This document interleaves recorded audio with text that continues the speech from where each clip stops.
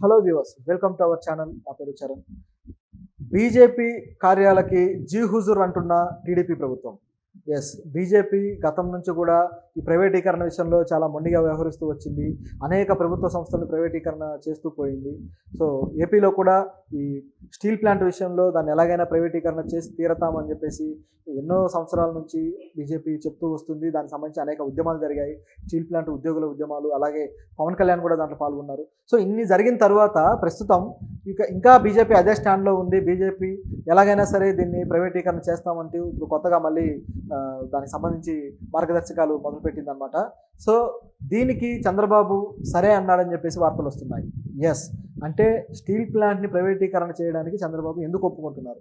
ఆంధ్రప్రదేశ్ని develop చేస్తానన్న Chandrababu private వ్యక్తులకి ఇంత విలువైన ఆస్తిని కట్టబెట్టడానికి ఎందుకు సరే అంటున్నారు? వేల కోట్ల రూపాయలు ఉన్న ఆస్తిని చాలా తక్కువ ధరకి చాలా చీప్గా ప్రైవేటు వ్యక్తులకు కట్టబెట్టడం వల్ల ఈ ప్రభుత్వము అలాగే ఉద్యోగులు కూడా నష్టపోయే అవకాశం ఉంది. దానికి ఇప్పుడు చంద్రబాబు సరే అనడం ఎంతవరకు కరెక్ట్ అనేది ఇప్పుడు వాదన వస్తుంది. సో బీజేపీ గతంలో చూసుకుంటే ఈ స్టీల్ ప్లాంట్ని ఎలాగైనా సరే ప్రైవేటీకరణ చేసి తీరుతామని చెప్పేసి చాలా మొండిగా వ్యవహరించారు. దానికి సంబంధించి మార్గదర్శకాలు కూడా ఇచ్చారు. ఇచ్చిన తర్వాత స్టీల్ ప్లాంట్ ఉద్యోగులంతా రోడ్డు మీదకి వచ్చి స్టీల్ ప్లాంట్ ఏదైతే విశాఖ ఉక్కు ఆంధ్రుల హక్కు అంటూ ఉద్యమం చేయడం జరిగింది. అలా చేసిన తర్వాత, ఎందుకంటే ఇలాంటి ఉద్యమంతో స్టీల్ ప్లాంట్ని తెచ్చుకున్నారు. మన దేశంలో మొట్టమొదటిగా ఏర్పడిన ఇంటిగ్రేటెడ్ స్టీల్ ప్లాంట్ అనమాట ఈ విశాఖ ఉక్కు కర్మాగారం. సో ఈ కర్మాగారం ఇది మా హక్కు అని చెప్పేసి పోరాడారు. ఎన్నో రోజులుగా పోరాడిన తర్వాత వచ్చింది అది. అయితే ఇప్పుడు కూడా అదే విధంగా పోరాడుతూ ఉన్నారు. పోరాడి మా హక్కు అని చెప్పి వీళ్ళు రోడ్డు మీదకి రావడము, వీళ్ళంతా స్టీల్ ప్లాంట్ ఉద్యోగులంతా మోడీని వ్యతిరేకించడం జరిగింది. ఆయన ఆంధ్రప్రదేశ్కి వచ్చినప్పుడు అప్పుడు పవన్ కళ్యాణ్ కూడా స్టీల్ ప్లాంట్ కోసం నేను పోరాడతాను, స్టీల్ ప్లాంట్ ప్రైవేటీకరణ చేయకుండా ఆపుతాను అని చెప్పేసి ఆయన పోరాటం చేశారు. అప్పుడు బీజేపీతో పొత్తులో ఉండి కూడా ఆయన ఇలాంటి మాటలు చెప్పి ధైర్యంగా మాట్లాడారు.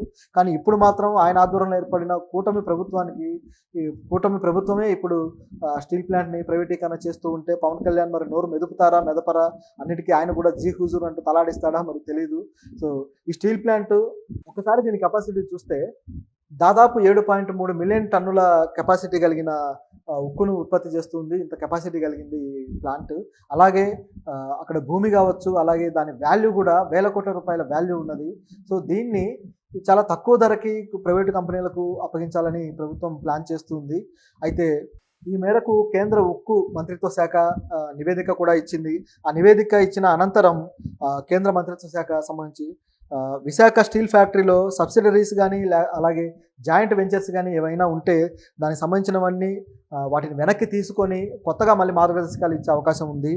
2003లోనే ఎక్స్ప్రెషన్ ఆఫ్ ద ఇంట్రెస్ట్ బిడ్స్ను ఆహ్వానించింది.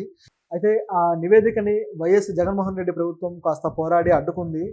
అయితే ప్రస్తుతం మాత్రం ఇప్పుడు ఇంకా దాన్ని ఆపే అవకాశమే లేదు. చంద్రబాబు ఓకే చెప్పేశారు. అయితే ఆయన ఓకే చెప్పడం వల్లనే ఇప్పుడు కేంద్రం నుంచి ఉక్కు శాఖకు సంబంధించిన మంత్రి కుమారస్వామి ఇప్పుడు ఈరోజు ఆయన ఏపీకి రానున్నారు. సో ఆయన వచ్చి దానికి సంబంధించిన విషయాలన్నీ సమీక్షించి ఆయన మళ్ళీ నివేదిక సమర్పించే అవకాశం ఉంది. ఆయన మార్గదర్శకాలు జారీ చేశారంటే మాత్రం ఇది ప్రైవేటు పరం అవ్వక తప్పదు. అయితే దీని గురించి ఇప్పుడు ఉద్యోగులు పోరాడతారా లేదా తెలియదు. ఎందుకంటే ఇంతకాలం అది ప్రైవేటీకరణ అవ్వదు అని మళ్ళీ రిలాక్స్ అవ్వడం జరిగింది. ఇప్పుడు మళ్ళీ ఇది ఒకవేళ అవుతుంది అని మార్గదర్శకాలు వస్తే ఈ ఉద్యోగులు పోరాడతారా? ఒకవేళ పోరాడితే దీనికి సంబంధించిన బాధ్యత ఎవరు తీసుకుంటారు? గతంలో ఈ ఉద్యోగుల హక్కుల కోసం నిలబడ్డ పవన్ కళ్యాణ్ ఈ బాధ్యత తీసుకొని ఆపుతారా? ఎందుకంటే పవన్ కళ్యాణ్ గతంలో కూడా కొన్ని వ్యాఖ్యలు చేశారు. ఏంటంటే ఆయన డిప్యూటీ సీఎంగా బాధ్యతలు తీసుకుంటున్న టైంలో మేము ప్రభుత్వంలోనూ ఉంటాము, ప్రతిపక్షంలోనూ ఉంటాము అని ఆయన వ్యాఖ్యలు చేయడం జరిగింది. రాజ్యాంగపరంగా మరి అది సాధ్యం అవుతుందా లేదా అంటే ప్రభుత్వంలో పదవులు తీసుకున్నాక ప్రతిపక్షంలో ఉండటం అనేది అసాధ్యం. సో అది సాధ్యం అవ్వదు. ఒకవేళ ప్రతిపక్షంగా ఇప్పుడు వాళ్ళు ఒకవేళ పోరాడితే మాత్రం ప్రతిపక్ష బాధ్యత తీసుకున్నట్టు అవుతుంది. ప్రతిపక్షంగా శాసనసభలో లేకపోయినా ఆ బాధ్యత తీసుకున్నట్టు అవుతుంది. మరి ఆయన తీసుకొని పోరాడతారా? ఆ అవకాశం లేనట్టే కనిపిస్తుంది. ఎందుకంటే ఆయన కూడా తన పిఠాపురం నియోజకవర్గంలో కొన్ని పథకాలు తెచ్చే ఆలోచనలో ఉన్నారు. సో అవన్నీ ఓకే చేయించుకోవాలంటే బీజేపీకి తలొగ్గక తప్పదు. ఎందుకంటే బీజేపీకి వీళ్ళు కొన్ని విషయాల్లో తలొగ్గితేనే బీజేపీ వీళ్ళకి కావాల్సింది ఇస్తుంది కేంద్ర ప్రభుత్వం. సో కేంద్ర ప్రభుత్వానికి తలొగ్గ ఆలోచనలోనే ఉన్నట్టుంది పవన్ కళ్యాణ్ కూడా. సో చంద్రబాబు పవన్ కళ్యాణ్ కేంద్ర ప్రభుత్వానికి తల ఒగ్గి సరే అంటే ప్రజలకు జరిగే అన్యాయానికి, అలాగే ఈ కర్మాగారంలో ఉండే వర్కర్స్ ఎవరైతే ఎంప్లాయీస్ ఉన్నారో వీళ్ళకి జరిగే అన్యాయానికి, వీళ్ళ కుటుంబాలకు జరిగే అన్యాయానికి ఎవరు బాధ్యత తీసుకుంటారు, ఎవరు వచ్చి పోరాడతారు అనే ప్రశ్న కూడా మన ముందుకు వస్తుంది. ఇంకా వేరే ఆప్షన్ ఏమీ లేదు. వైసీపీ కానీ దీన్ని ఖచ్చితంగా దీన్ని క్యాప్చర్ చేస్తే, దీన్ని పట్టుకుంటే వైసీపీ పోరాడే అవకాశం ఉంది. ఎందుకంటే జగన్మోహన్ రెడ్డి ప్రభుత్వమే గతంలో కూడా ప్రైవేటీకరణ కాకుండా ఏదో వాళ్ళని అడిగి ఆపగలిగారు. ఎందుకంటే అప్పుడు బీజేపీతో అంటగాగింది జగన్మోహన్ రెడ్డి ప్రభుత్వం. సో అప్పుడు కాస్త ఆపగలిగారు. కానీ ఇప్పుడు ఆపగలిగే పరిస్థితి లేదు. ఎందుకంటే నిధులు తెచ్చుకోవాలి రాష్ట్రానికి. కాబట్టి నిధుల కోసమైనా సరే రిపీట్ రాష్ట్రానికి నిధులు తీసుకొని రావాలి. ఈ నిధుల కోసమైనా సరే చంద్రబాబు ఒప్పుకోక తప్పడం లేదు. కాబట్టి ఇప్పుడు ఇక ఏకైక ఆప్షన్ జగన్ మాత్రమే. సో ఈయన దీన్ని తన పార్టీ సిద్ధాంతంగా తీసుకొని, తన పార్టీ స్టాండ్గా తీసుకొని వాళ్ళు కానీ పోరాడితే ఈ ఉద్యోగుల కోసం ఖచ్చితంగా ఇది మళ్ళీ వెనక్కి వెళ్ళే అవకాశం ఉంది. ఈ ప్రైవేటీకరణ వెళ్ళాల్సిన అవసరం కూడా ఉంది. ఎందుకంటే కేంద్ర ప్రభుత్వం చెప్పే వాదన, ఈ ప్రైవేటీకరణ మేము ఎందుకు చేస్తున్నామంటే ఈ కేంద్ర ప్రభుత్వం ఏమీ వ్యాపారం చేయడానికి రాలేదు, ప్రభుత్వం అనేది పరిపాలిస్తుంది, వ్యాపారం చేయదు, సో మాది బిజినెస్ కాదు, వ్యాపారం కాదు అని చెప్పడం జరుగుతుంది అన్నమాట. సో పరిపాలించడం అంటే కేవలం పన్నులు ఎక్స్ట్రా వేసి జనాన్ని చావగొట్టడమా, లేకపోతే పరిపాలించడం అంటే ప్రజలకు ఇవ్వాల్సిన హక్కులు లేదా ప్రజల హక్కుల్ని హరించి వాళ్ళని జైళ్ళలో పెట్టిండమా, ప్రశ్నించే వాళ్ళని జైళ్ళలో వేయడమా, లేదా ప్రతిపక్షాలని దుర్భాషలాడడమా? సో పరిపాలన అంటే ఏంటి? ప్రజలకు సుభిక్షత కలిగించడం, సుభిక్షంగా వాళ్ళని పరిపాలించడం. సుభిక్షత ఎలా వస్తుంది? ఇప్పుడు ఆర్థిక పరమైనది కావచ్చు, సామాజిక పరమైనది కావచ్చు, అలాగే జ్యుడిషియరీ న్యాయపరమైనది కావచ్చు, వీటన్నిటి విషయాల్లో ప్రజలకు సమానమైన సమృద్ధి, సుభిక్షత కలిగించినప్పుడే అది మంచి పరిపాలన అవుతుంది. ఇప్పుడు ఆర్థిక పరంగా చూసుకుంటే కొన్ని విషయాల్లో ప్రభుత్వము, ప్రైవేటు రంగాల రెండు కొలాబరేషన్ తోటి సంస్థలు ఏర్పాటు అవుతాయి. అలాగే కొన్ని విషయాల్లో పూర్తిగా ప్రైవేటు రంగానికి ఇవ్వాల్సి వస్తుంది. అలాగే కొన్ని విషయాల్లో ప్రభుత్వమే బాధ్యత తీసుకొని సంస్థలు నడపాల్సి వస్తుంది. ఎందుకు ప్రభుత్వం బాధ్యత తీసుకొని సంస్థలు నడపాలంటే అది ప్రజల సంక్షేమార్థం చేయాల్సిన పని. ఎందుకంటే ప్రైవేటు సంస్థలు సంక్షేమాన్ని బాధ్యతగా తీసుకోవు. వాటికి కేవలం లాభమే ముఖ్యం. లాభసాటి వ్యాపారాలే అవి చేస్తాయి. ఇప్పుడు ఆర్టీసీని అప్పగిస్తే అందులో ధరలు పెంచుతాయి, రైల్వేలను అప్పగిస్తే అందులో ధరలు పెంచుతాయి.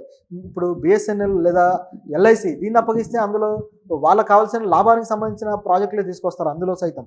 సో ఇలా నడుస్తుందన్నమాట. ప్రజలకి బేసిక్ నీడ్స్, బేసిక్ ఇన్ఫ్రాస్ట్రక్చర్ సంబంధించి దేశంలో ప్రజలకు కావాల్సింది ఒక సంక్షేమ దృష్ట్యా చూసినప్పుడే అవి సరిగ్గా అమలవుతాయి. అప్పుడే వాళ్ళకు ఉపయోగం. లైక్ ఆర్టీసీలు కావచ్చు, రైల్వేలు కావచ్చు, ఇవన్నీ కూడా సంక్షేమ దృష్ట్యా చేయాల్సినవి. ఇవేమి లాభాల కోసం చేయవు ప్రభుత్వాలు. ఎందుకు వాటిల్లో రూపాయి రేటు పెంచగానే టికెట్ రేటు ఎందుకు ప్రజలు ఆందోళన చేస్తారు? ఎందుకంటే సామాన్యుడికి అందుబాటులో ఉండాల్సిన విషయాలు అవి. సో కానీ వాటిని మాత్రం వీళ్ళు ప్రైవేటీకరణ చేస్తున్నారు. అలాగే ఇది కూడా ప్రైవేటీకరణ చేయడం వల్ల దీని నుంచి వచ్చే ఉత్పత్తుల విషయంలో కావచ్చు, అలాగే ఉద్యోగుల విషయంలో కావచ్చు, ఉద్యోగ భద్రత దెబ్బతింటుంది. ఉద్యోగ భద్రత దెబ్బతింటంతో పాటు ఉత్పత్తుల విషయంలో అధిక ధరలు ఇప్పుడు పెరిగే అవకాశాలు ఉన్నాయి. సో ప్రతిదీ కూడా ప్రైవేటీకరణ అయింది అంటే అధిక ధరలు పెంచడము, సో ఈ విధంగా ప్రజల మీద భారం పెంచడం. ఆల్రెడీ పన్నుల విషయంలో భారం పెరుగుతుంది, మళ్ళీ ఈ విధంగా కూడా భారం పెంచుతారనే భయంతో ప్రజలు ఇవన్నీ వ్యతిరేకిస్తూ వస్తారు.